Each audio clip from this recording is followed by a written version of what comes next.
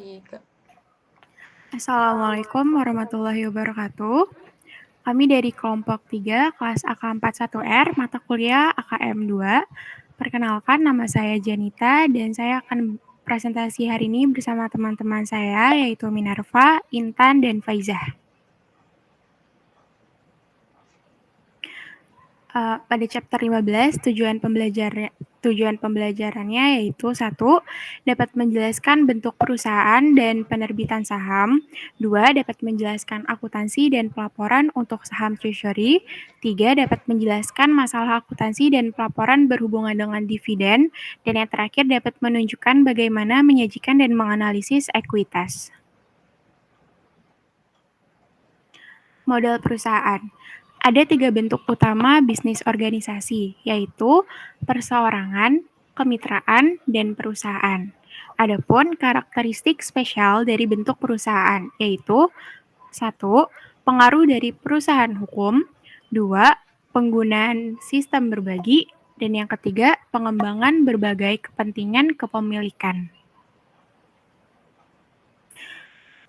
Adapun hukum perusahaan, yaitu perusahaan harus menyerahkan anggaran dasar ke lembaga pemerintah yang sesuai untuk negara di mana penggabungan diinginkan.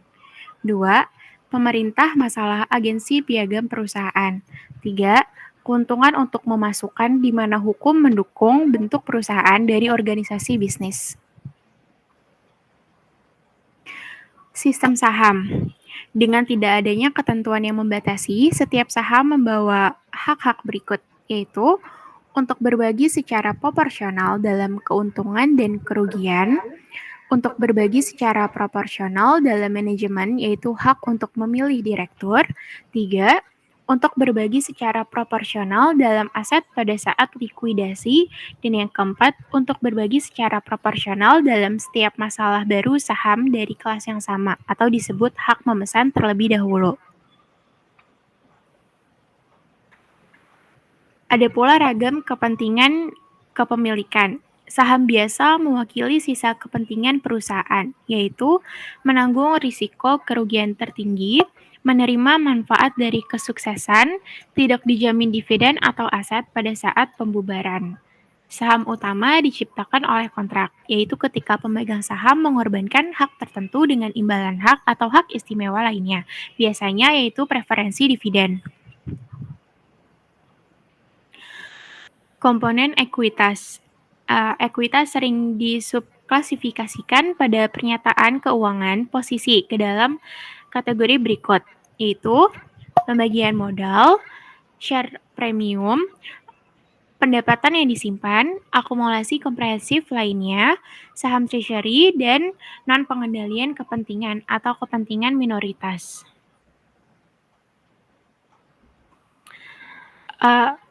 Ada 2 sumber utama ekuitas, yaitu modal kontribusi dan pendapatan yang disimpan. Nah, modal kontribusi ini dibagi lagi, yaitu menjadi saham biasa dan saham utama, dan nanti akan menjadi share premium.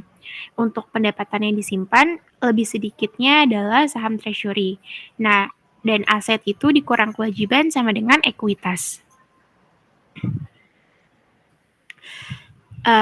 Ada pula penerbitan saham.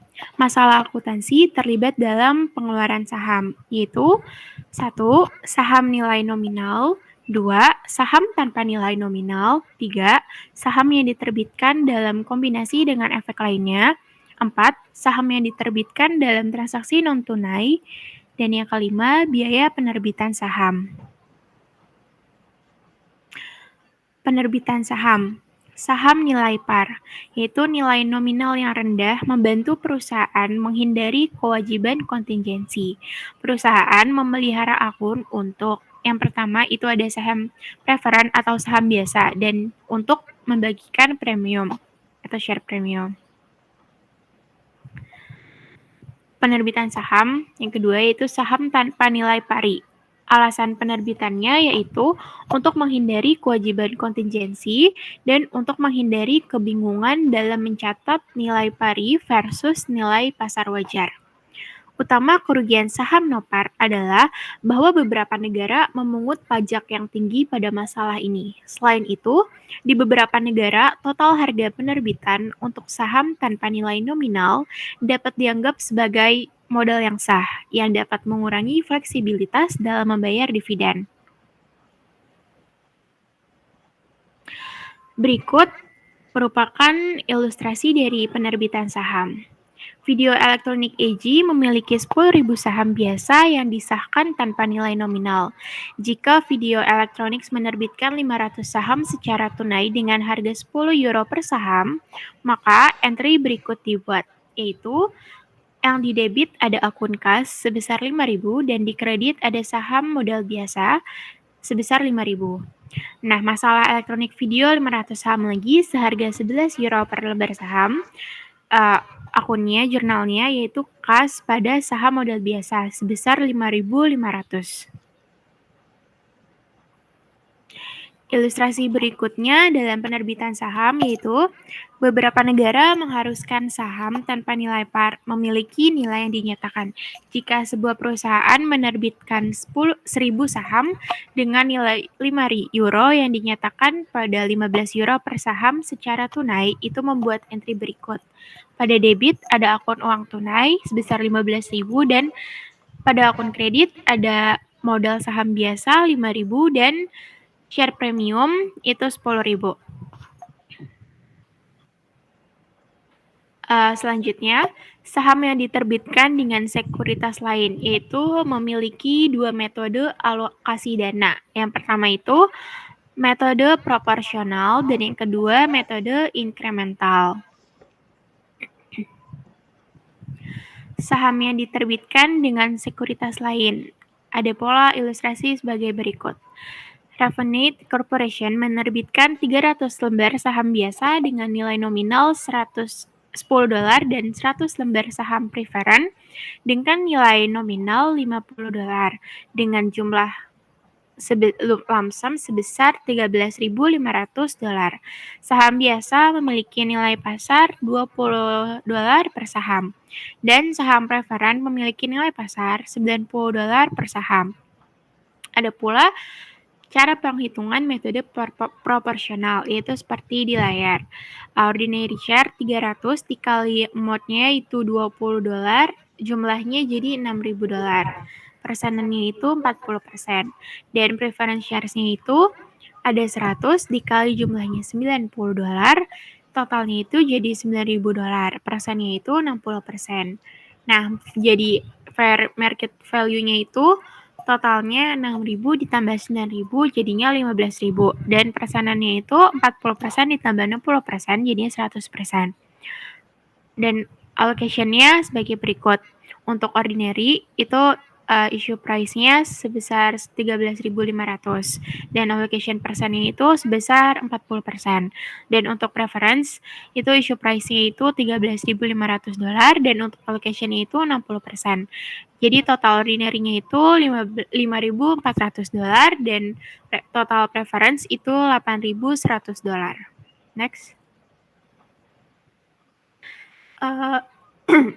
Ilustrasi berikutnya yaitu Ravenite Corporation menerbitkan 300 lembar saham biasa dengan nilai nominal $10 dan 100 lembar saham preferred dengan nilai nominal $50 dengan jumlah lump sum sebesar $13.500.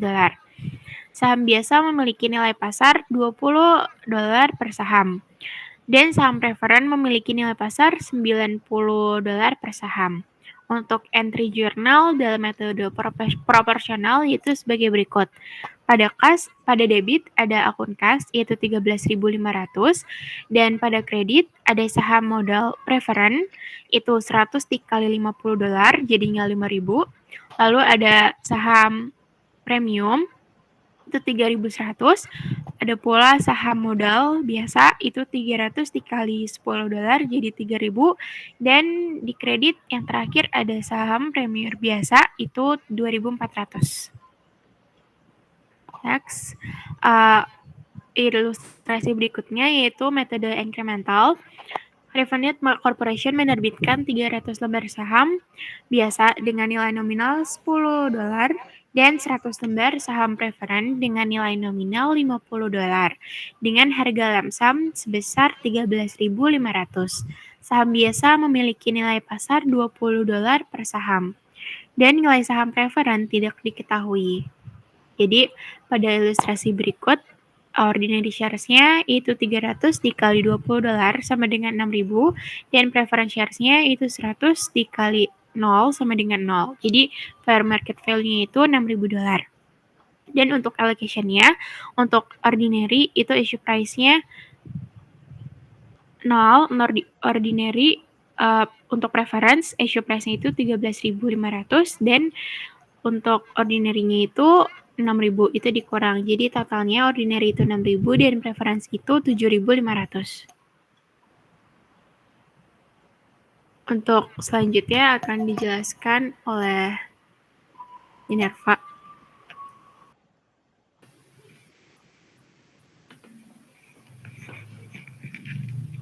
Selanjutnya, Ravenet Corporation menerbitkan 300 lembar saham biasa dengan nilai nominal $10 dan 100 lembar saham preferen dengan nilai nominal $50 dengan harga lamsam sebesar $13.500.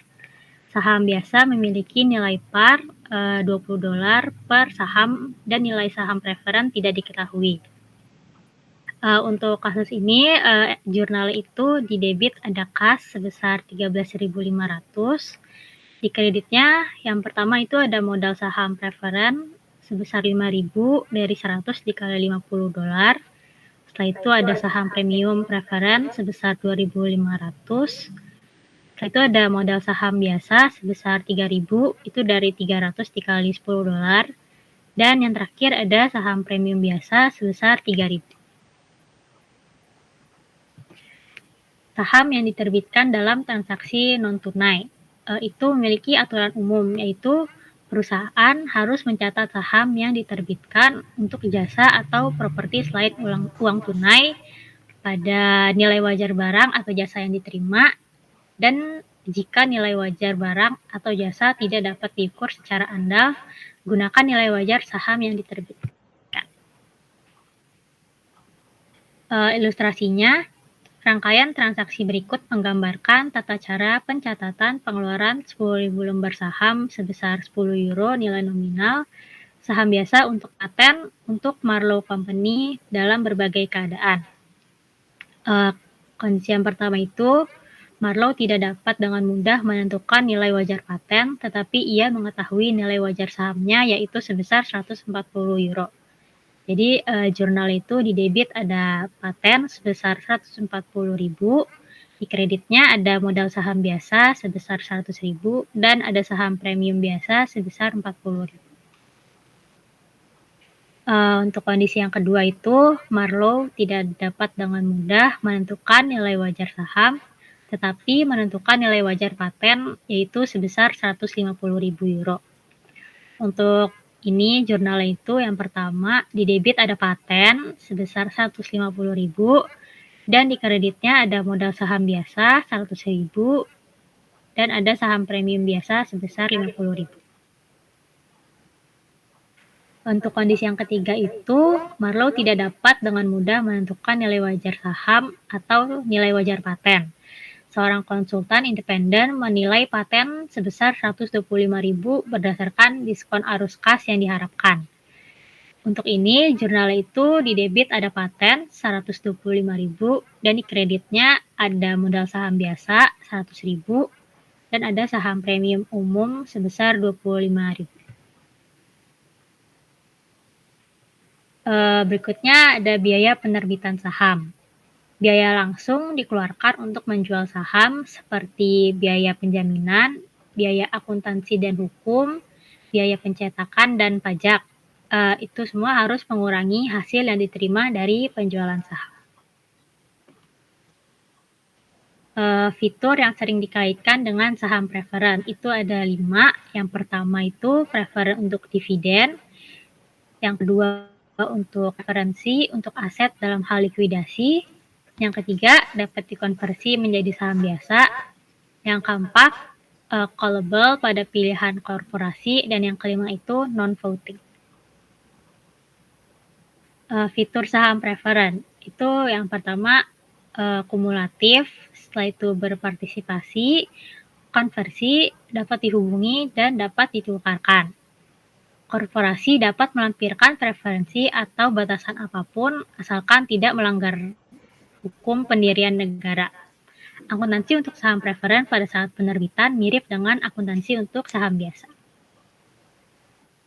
Ilustrasinya, Bishop menerbitkan 10.000 lembar saham preferen dengan nilai nominal 10 pounds dengan uang tunai 12 pounds per lembar. Bishop mencatat penerbitan sebagai berikut. Di debitnya ada uang tunai sebesar 120.000 dan di kreditnya ada modal saham preferen sebesar 100.000 dan ada saham premium preferen sebesar 20.000. Reakuisisi saham. Perusahaan dapat membeli saham mereka yang beredar, yaitu untuk yang pertama memberikan distribusi kelebihan kas efisien pajak kepada pemegang saham. Yang kedua itu untuk meningkatkan laba per saham dan laba atas ekuitas. Yang ketiga untuk menyediakan saham untuk kontrak kompensasi karyawan atau untuk memenuhi kebutuhan merger potensial. Yang keempat itu untuk menggagalkan upaya pengambil alihan atau mengurangi jumlah pemegang saham. Dan yang terakhir itu untuk membuat pasar di saham. Selanjutnya ada pembelian saham treasury. Itu ada 2 metode yang dapat diterima, yaitu metode biaya yang lebih sering digunakan dan yang kedua itu ada metode nilai par. Saham treasury itu dia akan mengurangi ekuitas. Ilustrasinya, Pacific Company menerbitkan 100.000 lembar saham biasa dengan nilai nominal $1 dengan harga $10 per saham. $10 per saham. Selain itu, ia memiliki laba ditahan sebesar 300.000. Jadi untuk menghitung equity-nya itu ada share capital ordinary sebesar 100.000. Setelah itu ada share premium ordinary 900.000 dan ada retained earnings 300.000. Jadi total equity-nya itu sebesar 1.300.000. Pacific Company menerbitkan 100.000 lembar saham biasa dengan nilai nominal $1 dengan harga $10 per saham. Selain itu, ia memiliki laba ditahan sebesar 300.000. Pada 20 Januari 2019, Pacific memperoleh 10.000 sahamnya dengan harga $11 per saham. Pacific mencatat akuisisi kembali sebagai berikut. Di debitnya ada saham treasury sebesar 110.000 dan di kreditnya ada kas sebesar 110.000.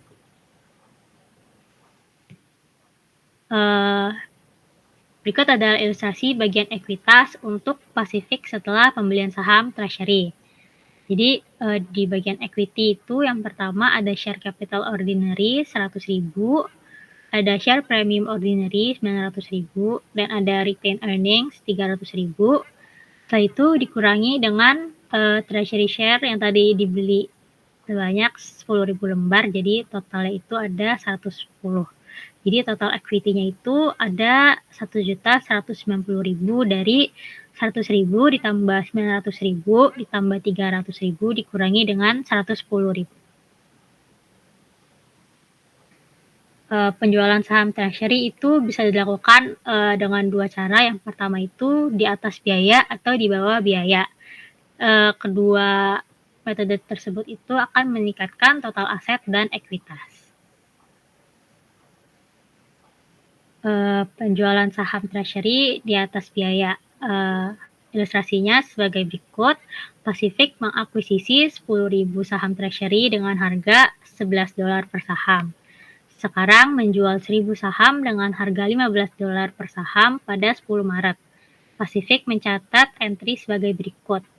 Jadi untuk penjualan saham treasury di atas biaya itu jurnalnya di debit ada kas sebesar 15.000 dan di kreditnya ada saham treasury sebesar 11.000 dan ada saham premium treasury sebesar 4.000.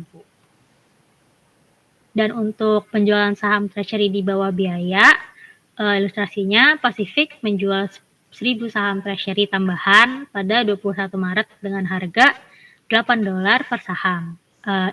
Jadi untuk mencatatnya itu di debit ada kas sebesar 8.000 dan di kreditnya ada saham premium treasury sebesar 3.000 dan ada saham treasury sebesar 11.000.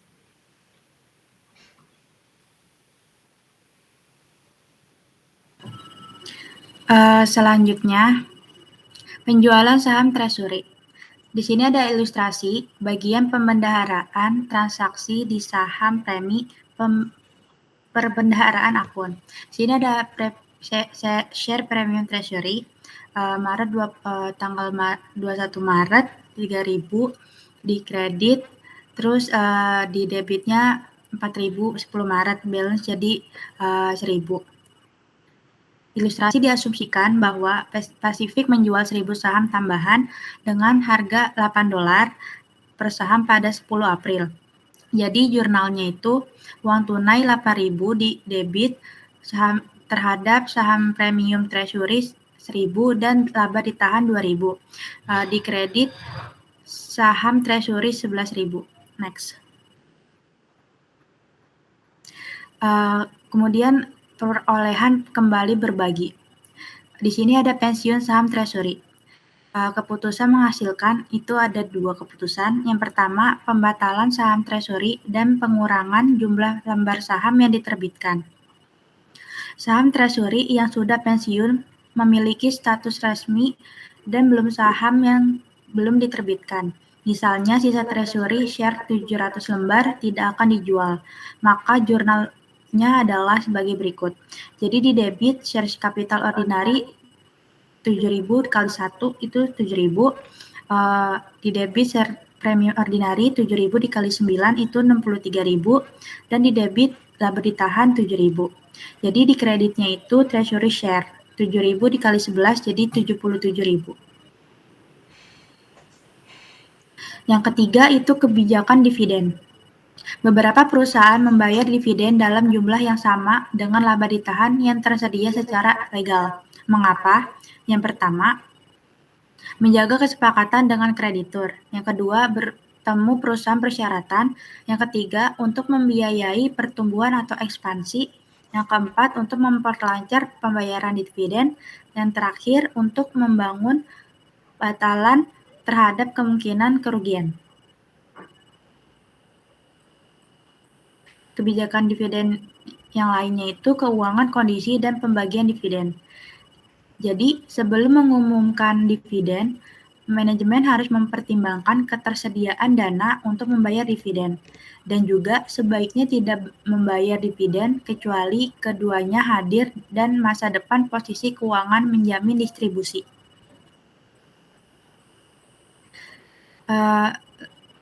Selanjutnya, jenis-jenis dividen ada 4. Yang pertama, dividen tunai. Yang kedua, dividen properti. Yang ketiga, dividen likuidasi. Dan yang keempat, dividen saham. Jadi, semua dividen kecuali dividen saham mengurangi total ekuitas di korporasi. Lalu ada dividen tunai. Dewan direksi memberikan suara pada deklarasi dividen tunai. Dividen tunai juga yang diumumkan adalah kewajiban. Perusahaan tidak mengumumkan atau membayar dividen tunai atas saham treasury. Jadi di dividen tunai ini ada 3 tanggal penting. Yang pertama, tanggal deklarasi. Yang kedua, dan yang ketiga, tanggal pembayaran. Ilustrasi dari kebijakan dividen ini, ada Roadway Freight Corp pada 10 Juni mengumumkan dividen tunai sebesar 50 sen per saham atas 1,8 juta saham yang dibayarkan 16 Juli kepada semua pemegang saham yang tercatat pada 24 Juni. Jurnalnya itu sesuai pada tanggal-tanggal penting tersebut. Jadi pada tanggal deklarasi 10 Juni itu jurnalnya laba ditahan di kredit 900.000 terhadap utang dividen 900.000. Kemudian pada tanggal pencatatan 24 Juni itu no entry. Terus pada tanggal pembayaran 16 Juli jurnalnya utang dividen di debit 900.000 terhadap kas 900.000 di kredit.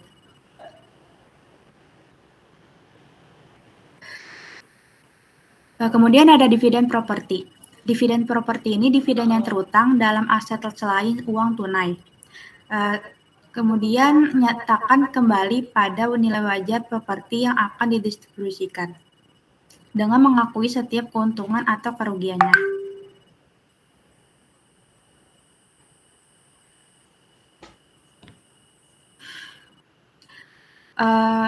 Ilustrasi yang lainnya dari kebijakan dividen ini ada TEN Ltd mengalihkan kepada pemegang saham sebagian dari investasinya dimiliki untuk diperdagangkan dalam penetapan biaya sekuritas $1.250.000 Hong Kong dengan mengumumkan dividen properti pada tanggal 28 Desember 2018. Akan dibagikan pada tanggal 30 Januari 2019 kepada pemegang saham yang tercatat pada tanggal 15 Januari 2019 pada tanggal deklarasi sekuritas tersebut memiliki nilai wajar sebesar $2 juta Hong Kong dan membuat jurnal berikut. Jadi pada tanggal deklarasi 28 Desember 2018 itu jurnalnya investasi ekuitas di debit 750.000 terhadap keuntungan atau kerugian holding yang belum direalisasi pendapatan. Itu dikredit 750.000. Jurnal yang kedua itu laba ditahan di debit 2 juta terhadap utang dividen properti dikredit 2 juta. Ilustrasi selanjutnya itu pada tanggal ilustrasi selanjutnya itu masih soal yang sama, tinggal pada tanggal distribusinya itu 30 Januari 2019 utang dividen properti di debit 2 juta terhadap investasi ekuitas di kredit 2 juta.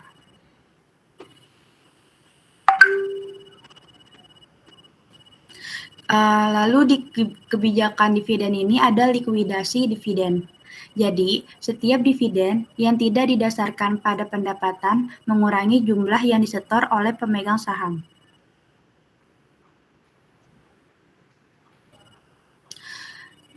Ilustrasi kebijakan yang lainnya itu ada dari contoh MC Chesney Means mengeluarkan dividen kepada pemegang saham biasa dari €1.200.000. Pengumuman dividen tunai mencatat bahwa pemegang saham harus mempertimbangkan 900.000 sebagai pendapatan dan sisanya sebagai pengembalian modal. MC Chesney Means mencatat dividen sebagai berikut. Jurnal tanggal deklarasinya itu laba ditahan di debit 900.000 dan saham premium biasa di debit 300.000 terhadap utang dividen di kredit 1.200.000.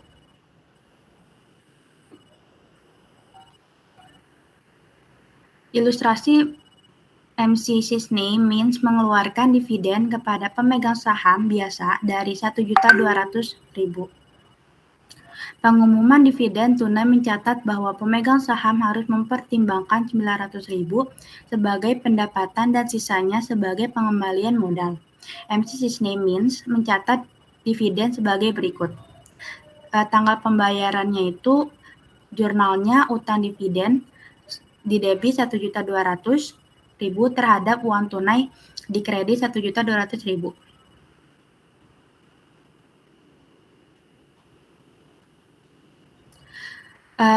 Selanjutnya ada saham dividen. Saham dividen ini penerbitan oleh perusahaan sahamnya sendiri kepada pemegang saham secara pro rata, tanpa menerima pertimbangan. Saham dividen ini par value, bukan yang fair value, digunakan untuk mencatat dividen saham. Saham dividen tidak mempengaruhi setiap aset atau kewajiban. Entry jurnal mencerminkan reklasifikasi ekuitas dan juga ordinary share dividen yang dibagikan dilaporkan dalam bagian ekuitas sebagai tambahan untuk saham modal biasa.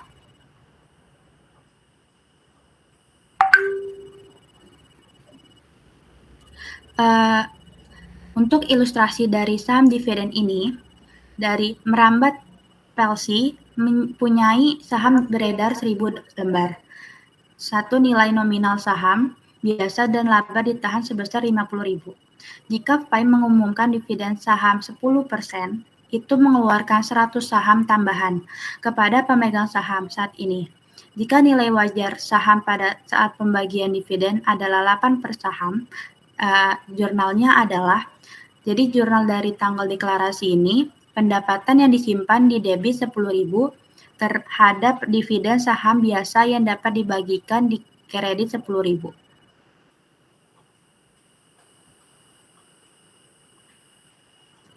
Ilustrasi merambat PLC mempunyai saham beredar 1000 lembar saham senilai 1 nilai nominal saham biasa dan laba ditahan sebesar 50.000.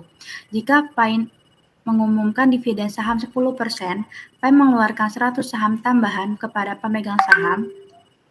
Jika nilai wajar saham pada saat pembagian dividen adalah 10 per saham, jurnalnya adalah, jadi jurnal untuk tanggal distribusi ini, dividen saham biasa yang dapat dibagikan di debit 10.000 terhadap modal saham biasa di kredit 10.000.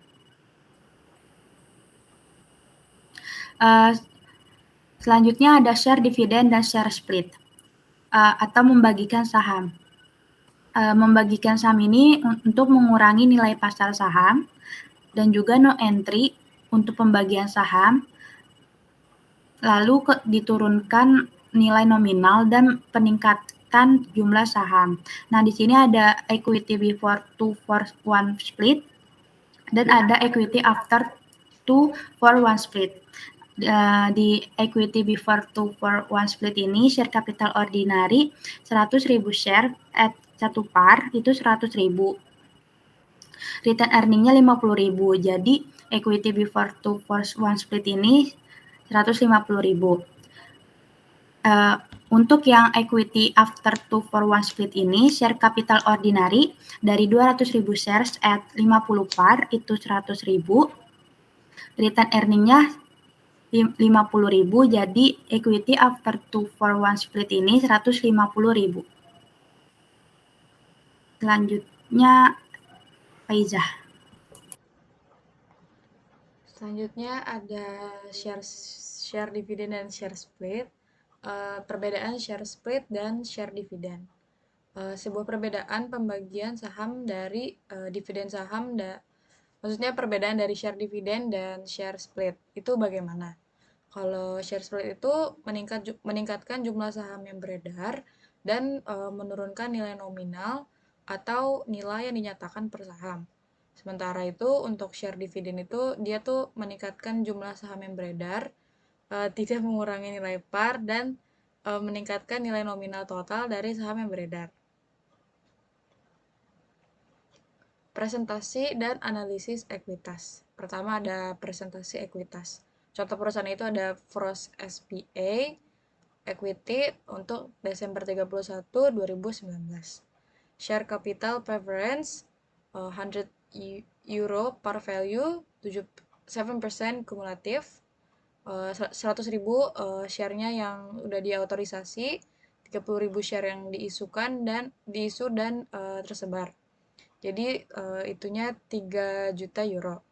Share capital ordinary no par, stated value 10 euro per share, 500,000 shares authorized, 400,000 shares issued. Jadinya 4 juta. Lalu ada ordinary share dividend distributable yang sudah disebar sebanyak 200.000. Ditambahkan menjadi 7.200.000.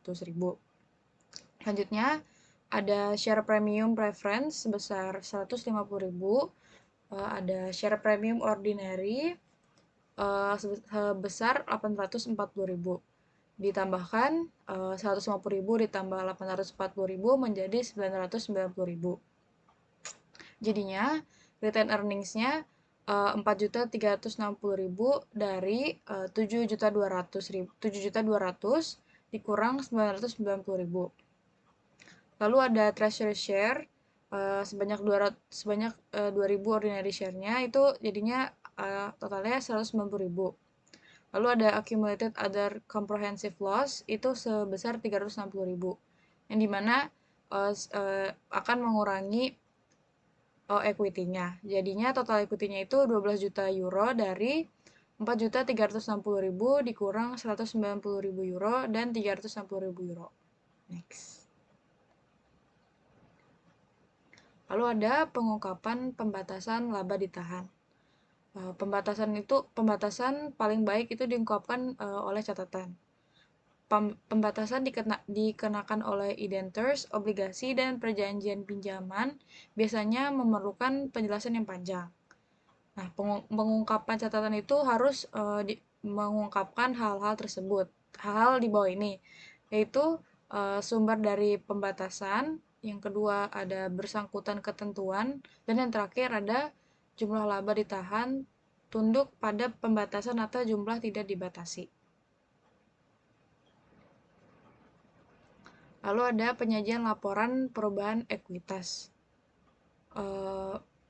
Contoh dari perusahaan BASF Group, Statement of Equity in millions of euros. Januari 1, 2015, number of subscribed shares outstanding-nya 918.478.694, subscribed capital-nya ada 1.176, capital surplus-nya ada 3.143, retained earnings-nya 28.777, other comprehensive income-nya 5.482, equity of shareholders of BASF SE sebanyak 27.614, minority interest-nya 581. Jadi pada tanggal 1 Januari 2015 total equity-nya itu 28.195. Effects on acquisition achieved in stages untuk perusahaan BASF Group itu nggak ada. Terus ada dividend paid, dia pakai retained earnings, jadi mengurangi sebanyak 2.572. Equity of shareholders of BASF SE-nya juga berpengaruh sebanyak 2.572. Minority interest-nya dapat sebanyak 234, dan sehingga total equity-nya menjadi 2.806. Net income-nya di retained earnings sebanyak 3.987, equity of shareholders of BASF SE-nya 3.987, minority interest-nya 314, dan total equity-nya 4.301. Untuk recognize directly in equity changes in scope of consolidation and other changes. Untuk other comprehensive income-nya 1.893, equity of shareholders of BASF SE-nya sama 1.893, minority interest-nya 202, dan sehingga total equity-nya 2.095. Sehingga pada Desember 31-nya 2015 total dari seluruh aspek, pertama untuk number of subscribed shares outstanding tetap nggak ada yang berubah menjadi 918.478.694, subscribe capitalnya 1.176, capital surplusnya 3.141, retained earnings-nya 30.120, other comprehensive income-nya minus 3.521, equity of shareholders of BASF SE-nya 30.916, minority interest-nya 629, jadi total equity-nya 31.545. Next. Analisis, ilustrasi. Garbers Inc. memiliki laba bersih sebesar $360.000.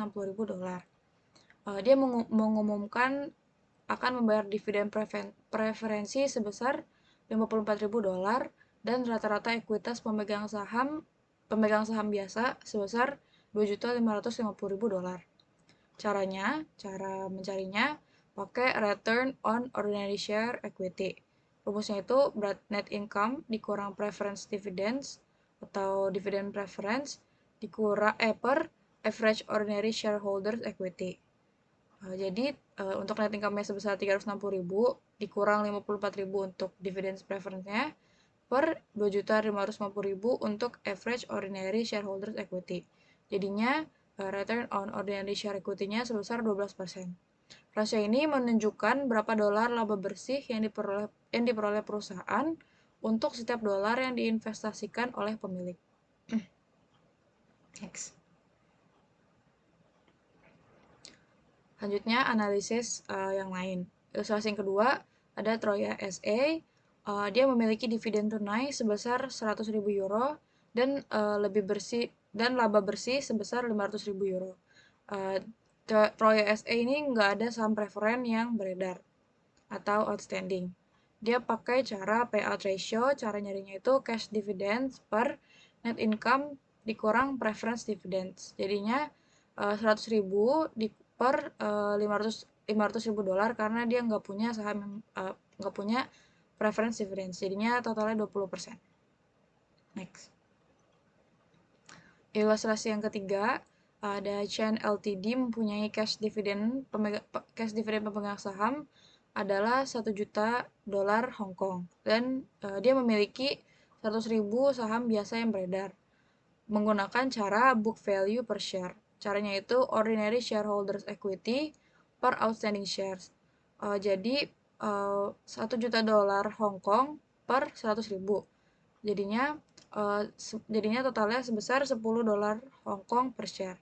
Nah, jumlah setiap saham ini akan diterima jika perusahaan dilikuidasi berdasarkan jumlah yang dilaporkan pada laporan posisi keuangan. Lalu ada preferensi dividen dan nilai buku per saham. Ilustrasi dari preferensi dividen. Di tahun 2019, perusahaan Mason akan mendistribusikan 50.000 euro sebagai dividen tunai. Saham biasa yang beredar memiliki nilai nominal 400.000 euro dan 6% saham preferennya memiliki nilai nominal 100.000 euro. 1. Jika saham preferen non-kumulatif dan tidak berpartisipasi, caranya 6% dari 100.000 euro itu 100.000 euro preferensinya 6.000, jadi totalnya 6.000. Terus sisanya itu dibagi ke saham ordinary, jadinya 44.000. Jadi totalnya 44.000 untuk saham ordinary. Jadi totalnya preferensinya 6.000, ordinary-nya 44.000, jadi totalnya pas 50.000 sesuai soal. Next. Nah, di 2000 masih sama soalnya, tapi kondisinya berbeda. Yang kondisi kedua itu jika saham preferen bersifat kumulatif dan tidak berpartisipasi, maka Mason Company tidak akan membayar dividen atas saham preferen dalam 2 tahun sebelumnya. Dividends in arrears 6% dari 100.000 untuk 2 tahun. Jadi saham preferensinya sebesar 12.000, totalnya 12.000.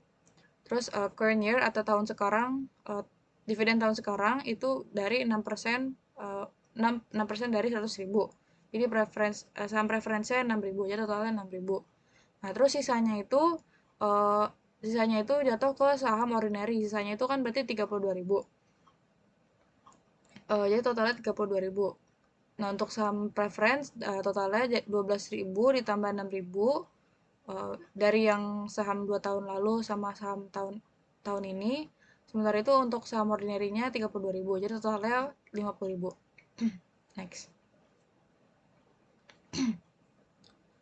Yang ketiga, jika saham preferen non-kumulatif dan berpartisipasi penuh. Nah, current year dividend atau dividen tahun sekarang sebesar 6%.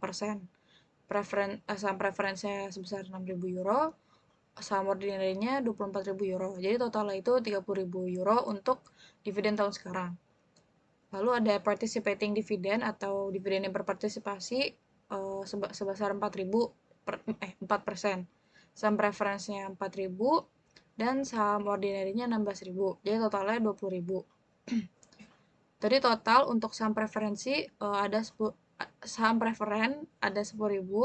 Terus sementara itu untuk saham ordinary ada 40.000. Jadi totalnya itu 50.000. The participating dividend was determined as follows. Ini penjelasan kenapa dividen partisipasi. Untuk preference 6% dari 100.000, jadinya 6.000. Untuk ordinary 6% dari 400.000, jadinya 24.000. Totalnya menjadi 30.000. Nah, amount available for participation itu berarti 20.000. Itu didapat dari 50.000 total saham dikurang 30.000, di mana 30.000 itu tadi penghitungan kita sebelumnya. Jadi sisa saham untuk partisipasi sebesar 20.000. Par value of shares that are to participate itu dari 100.000 euro ditambah 400.000 euro, jadinya 500.000 euro. Rate of participation-nya menjadi 20.000 euro dibagi 500.000 euro. Jadinya hasilnya itu 4%. Nah, participating dividend-nya untuk preference, karena tadi udah dihitung rate-nya itu 4%.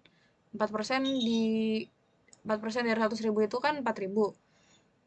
Sementara itu untuk saham ordinary 4% dari 400.000 karena itu saham ordinary.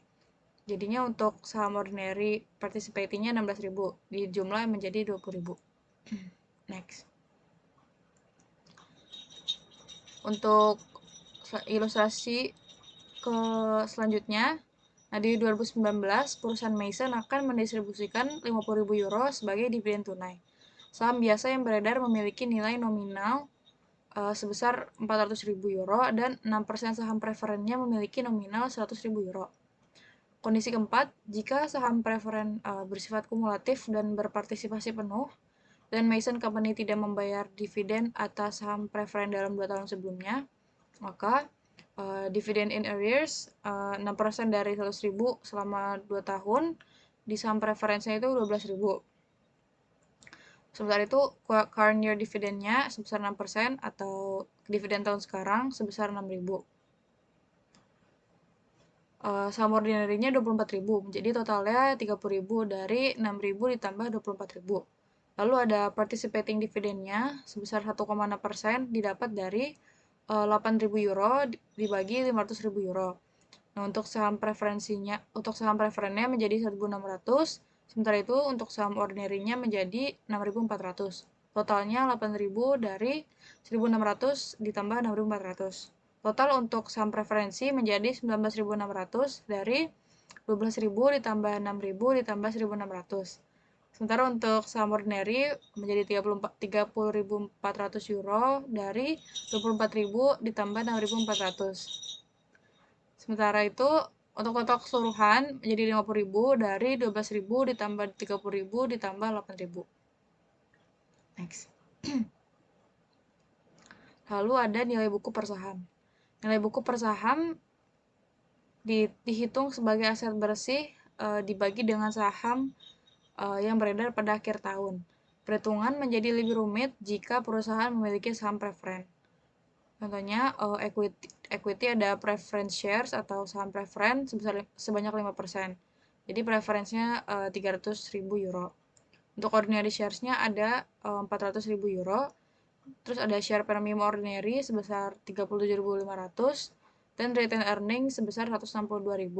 Totalnya untuk saham preferensi saham preferen menjadi 300.000 euro dan untuk ordinary menjadi 682 euro dari 400.000 ditambah 37.500 ditambah 162.582.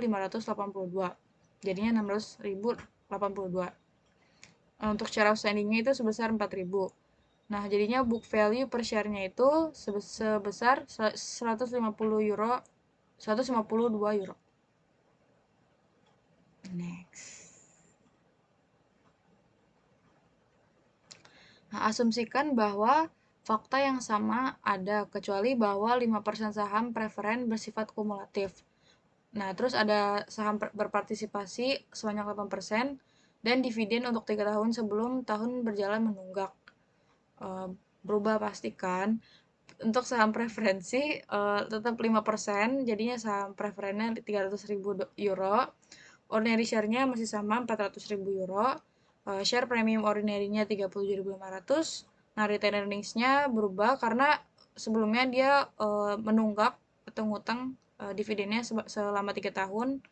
Per tahunnya itu 5%. Jadinya untuk saham preferennya 45.000. Nah, terus ada current year requirement at 5%. Jadinya saham preferennya 15.000. Lalu ada participating, dia sebagai saham additional sebesar 3%.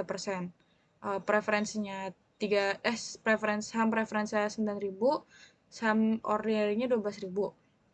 Nah, sisanya dari dividends yang menunggak, tahun sekarang dividen dan participating, sisanya itu balik ke saham ordinary. Nah, itu sisanya itu 61.582. Totalnya untuk saham preferen menjadi 369.000 dari 300.000 ditambah 45.000 ditambah 15.000 ditambah 9.000. Sementara itu, untuk total dari saham ordinary adalah 531.082 dari 400.000 euro ditambah 37.500 ditambah 20.000 ditambah 12.000 ditambah 61.582 menjadi 531.82 euro.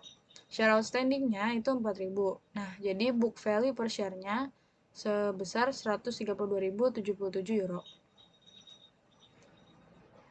Sekian dari kelompok kami, kurang lebihnya mohon maaf. Wassalamualaikum warahmatullahi wabarakatuh.